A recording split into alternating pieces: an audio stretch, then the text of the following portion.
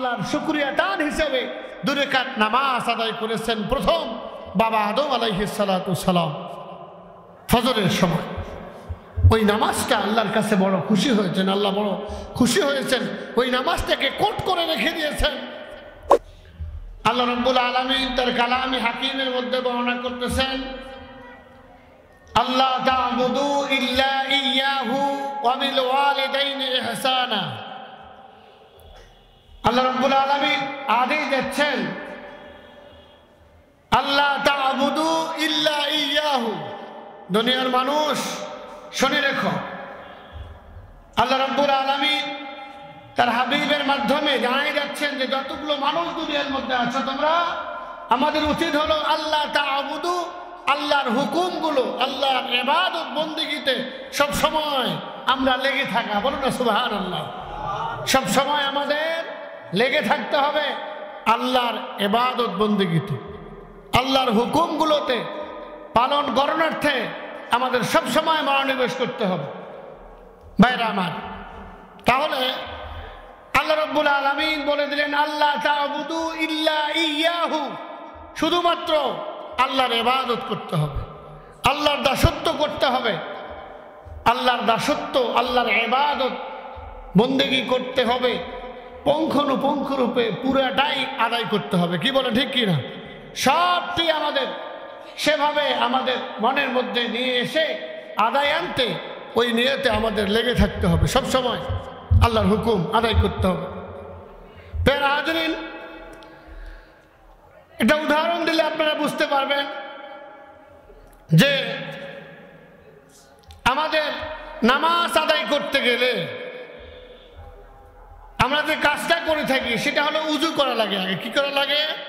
উযু করা লাগে। তা উযুতে যে উযুর ফরজ কয়টা?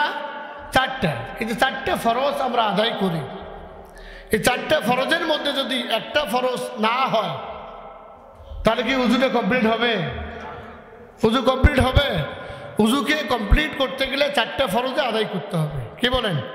4টা ফরজে আদায় করতে হবে, তাহলে নিয়ে আমার উযুটা কমপ্লিট হবে। আর এই কমপ্লিট উযু দিয়ে আমার নামাজ আদায় করতে হবে। ঠিক তদ্রূপ আল্লাহ রাব্বুল আলামিনের যে হুকুমগুলো আছে, আহকামগুলো আছে, সবগুলো আমাদেরকে যথারীতিভাবে আদায় করতে হবে। আল্লাহ রাব্বুল আলামিন বলেন, ওমা খালাকতুল জিন্না ওয়াল ইনসা ইল্লা লিয়াবুদুন। আল্লাহ আমাদেরকে তৈরি করেছেন একমাত্র উদ্দেশ্য হলো তার ইবাদত করবার জন্য, তার দাসত্ব করার জন্য। অতএব আমাদের ইবাদত বন্দেগী হবে একমাত্র আল্লাহ কেন্দ্রিক, রাসূল কেন্দ্রিক। প্যারা হাজরিন, তাই আমাদের প্রতিটি কাজ হবে ন্যায় নিষ্ঠার সাথে, একানিষ্ঠতার সাথে, একাগ্র চিত্তে মহান আল্লাহ রাব্বুল আলামিনের ইবাদতে সব কিছু নিমজ্জিত হতে হবে। বলুন আলহামদুলিল্লাহ। শেষ পর্যায়ে আল্লাহ রাসূল সাল্লাল্লাহু আলাইহি ওয়াসাল্লাম, আল্লাহ দুজনেই শেষ করার পরে আল্লাহ রাসূল সাল্লাল্লাহু আলাইহি ওয়াসাল্লামকে আল্লাহ রাব্বুল আলামিন খুশি হয়ে আমাদের জন্য এই 50 ওয়াক্ত নামাজ দিয়েছিলেন। কত ওয়াক্ত নামাজ? 50 ওয়াক্ত নামাজ আল্লাহ রাব্বুল আলামিন আমাদেরকে দিয়েছিলেন আমার রাসূলের মাধ্যমে। এর আগে এভাবে নামাজের নিয়ম এরকমভাবে 5 ওয়াক্ত 50 ওয়াক্ত ছিল না। প্যারা হাজরিন,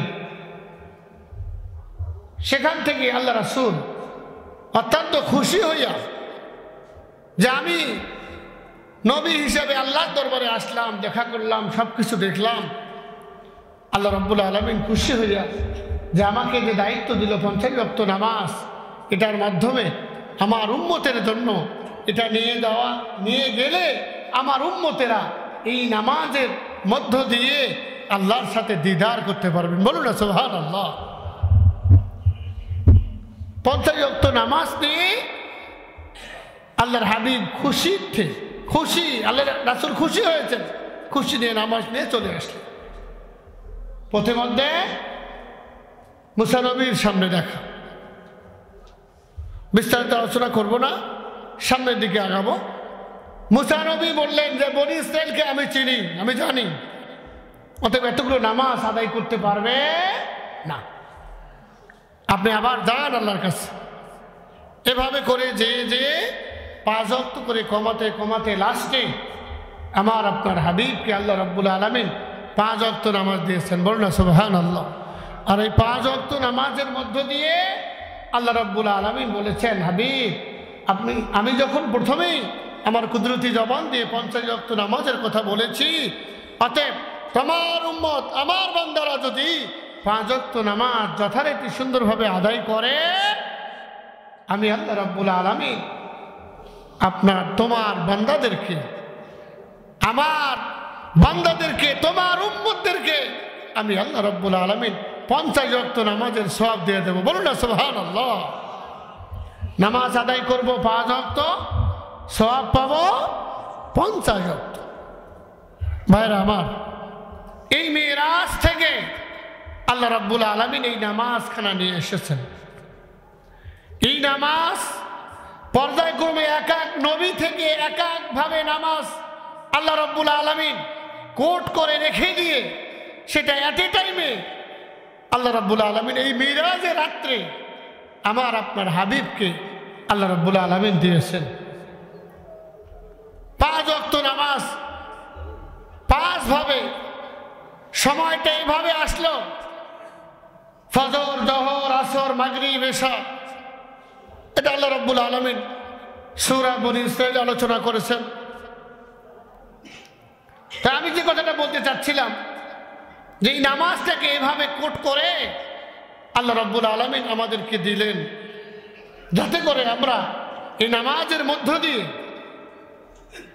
আল্লাহর খাঁটি বান্দা হয়ে হুজুর আকরাম সাল্লাল্লাহু আলাইহি ওয়াসাল্লামের খাঁটি উম্মত হয়ে আমরা যেন দুনিয়া থেকে যেতে পারি।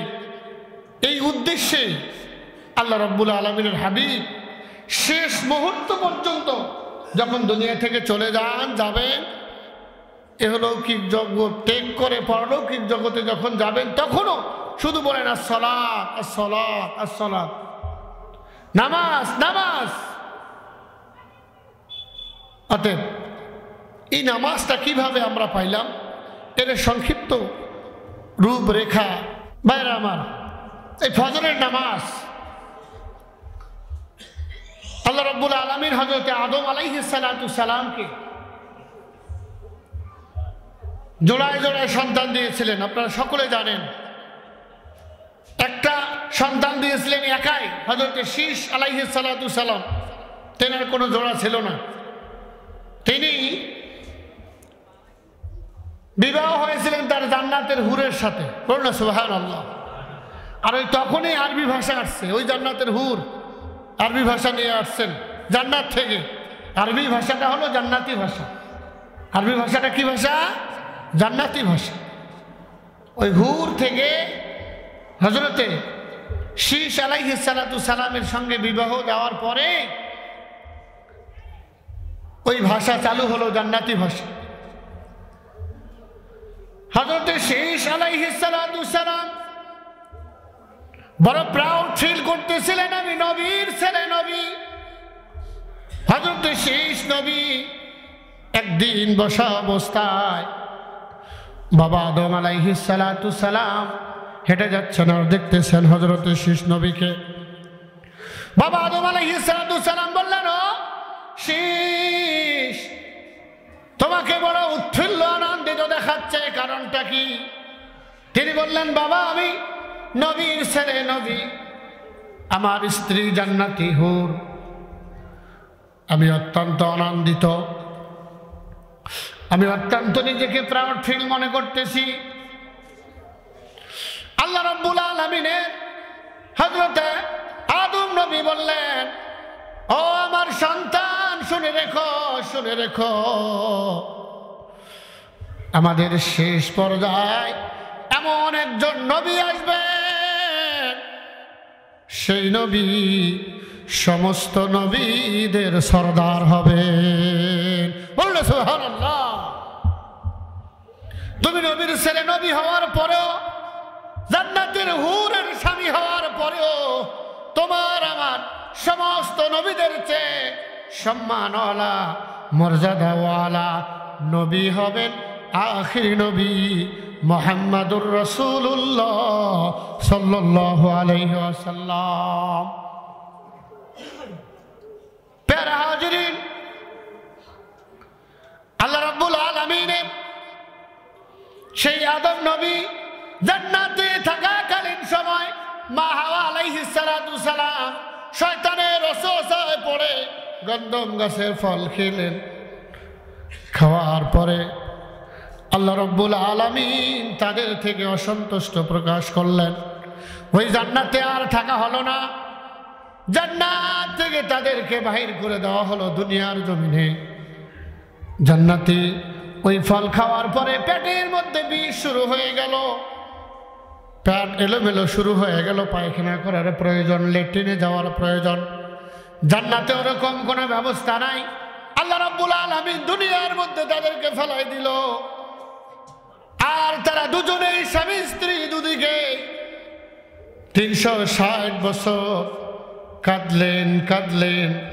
360 বছর কাঁদার পরে শেষ পর্যায়ে জাবালে নূরে, জাবালে রহমতে, ওই আরাফার ময়দানের পাশে যে জাবালে রহমত, সেই জাবালে রহমত, সেখানে বাবা আদম আলাইহিস সালাতু সালাম শেষ পর্যায়ে আসলেন। আর এদিক থেকে মা হাওয়া আলাইহিস সালাতু সালাম ওই আরাফার ময়দানে একত্রিত হলেন। এই সময়টা ছিল ফজরের সময়, সুবে সাদেকের সময়। দুজনেই যখন সমবেত হলো আরাফার ময়দান, ওই আরাফার ময়দান, সেখানে যাইয়া হাজী সাহেবরা হজ করতে যাইলা। যাওয়ার পরে ওই আরাফার ময়দানে উকুফে আরাফা করা ফরজ, ওখানে অবস্থান করা ফরজ। ওখানে যদি কেউ অবস্থান না করে তার হজ হবে না। ওই জায়গা মিলন কেন্দ্র, দোয়া কবুলের জায়গা। ওই জায়গায় এসে দুজনে দোয়া করে করে আল্লাহ রাব্বুল আলামিন আরাফার ময়দানে তাদের দোয়া কবুল করে নিলেন। বলুন না সুবহানাল্লাহ। ওই জায়গায় এসে তারা ওই সময় আল্লাহর শুকরিয়া দান হিসেবে 2 রাকাত নামাজ আদায় করেছেন। প্রথম বাবা আদম আলাইহিস সালাতু সালাম ফজরের সময় ওই নামাজটা আল্লাহর কাছে বড় খুশি হয়েছেন, আল্লাহ বড় খুশি হয়েছেন। ওই নামাজটাকে কোট করে রেখে দিয়েছেন। ওই নামাজটা আল্লাহ রাব্বুল আলামিন চেয়েছেন এই নামাজটাকে আমি কিয়ামত পর্যন্ত দায়েম এবং কায়েম রাখবো। বলুন না সুবহানাল্লাহ।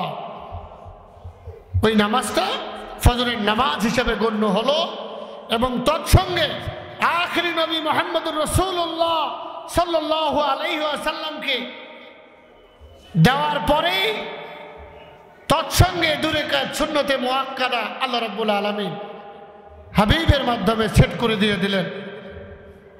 মাসালা হলো, কেউ যদি শুধু ফরজ নামাজ আদায় করে আর সুন্নত নামাজ না পড়ে তাদের নামাজ হবে না। ফরজ নামাজ আদায় করতে হবে, তৎসঙ্গে সামনে পিছনে সুন্নত নামাজগুলো আদায় করতে হবে। ফরজ নামাজটা হলো আল্লাহর হুকুম, আর সুন্নত নামাজটা হলো রাসূল পাক সাল্লাল্লাহু আলাইহি ওয়াসাল্লামকে আল্লাহ রাব্বুল আলামিন দিয়েছেন। তার বিশেষ মর্যাদায় এটা সুন্নত নামাজ জোহরের সময় 4 রাকাত আগে আদায় করতে হয়, পিছনে 2 রাকাত আদায় করতে হয়। বলুন না সুবহানাল্লাহ। তাহলে যেখানে আল্লাহ সেখানে আল্লাহ রাব্বুল আলামিন আমার হাবিবকে সেভাবে সেট করে দিয়ে দিলেন। এভাবে করে জোহরের নামাজ আসলো, আসরের নামাজ আসলো, মাগরিবের নামাজ আসলো, এশার নামাজ আল্লাহ রাব্বুল আলামিন আমার আপনার হাবিবকে দিয়ে দিলেন। বলুন না সুবহানাল্লাহ। প্যারা হাজরিন, তাই আমাদের এই মেরাজের রাত্রে যে নামাজটুকু আমরা পেয়েছি, আরো অনেক কিছু আল্লাহর হাবিব দেখেছেন সেখানে। পবিত্র রমজান, এই যা কিছু আল্লাহর হাবিব মেরাজুন নবী সাল্লাল্লাহু আলাইহি ওয়াসাল্লাম থেকে নিয়ে এসেছেন আমাদের জন্য, আমরা সকলে এই রাত্রে আজকের আলোচনা শোনার মধ্য দিয়ে আমাদের ঈমানটাকে আরো বেগবান করে ইবাদতের জন্য, আমলের জন্য আরো একটু মনোনিবেশ করব। আল্লাহ আমাদের সবাইকে তৌফিক দান করুক। সকলে বলে আল্লাহুম্মা আমিন।